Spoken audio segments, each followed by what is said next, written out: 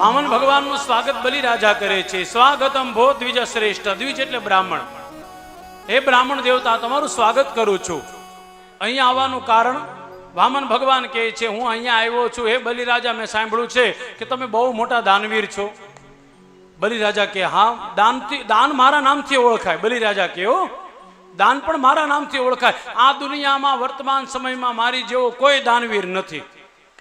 ભગવાન કે આ અભિમાન ઉતારવા માટે જ હું આવ્યો છું. ભાગવતમાં લખેલું સાંભળજો બાપા. ભાગવતમાં સ્પષ્ટ લખેલું, જ્યારે બલિરાજા બોલ્યા ને ત્યારે બલિરાજાના મુખ ઉપર અભિમાન બહુ દેખાણું. ભગવાને કીધું આ અભિમાન ઉતારવા માટે જ આવ્યો છું. પછી તો બલિરાજા કહે છે, તમારે જે જોતું એ બ્રાહ્મણ દેવતા માગી લ્યો. તમે કહેતા હોય તો ગામડા આપી દો, તમે કહેતા હોય તો સોનું આપી દો, તમે કહેતા હોય તો હાથીઓ આપું, તમે કહેતા હોય તો ઘોડાઓ આપું. ભગવાન કહે છે, બલિરાજા મારે કશું નથી જોતું, મારે તો એટલું જ જોઈએ છે, મારા પગથી માંડી અને 3 ડગલા પૃથ્વી જોઈએ છે.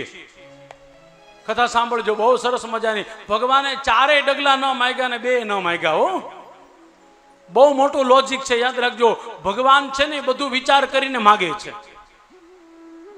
ભગવાને કેવલ ને કેવલ 3 ડગલા માંગ્યા. આજુબાજુમાં ઋષિમુનિઓ બધા હતા, ખડખડાટ હસવા લાગ્યા.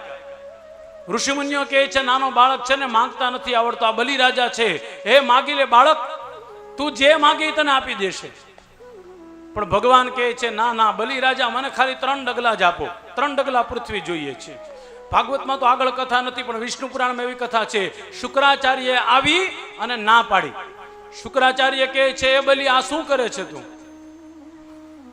બલિરાજા કહે છે કે બ્રાહ્મણના બાળકને દાન આપું છું. કીધું આ બાળક નથી, આ વિરાટ નારાયણ છે.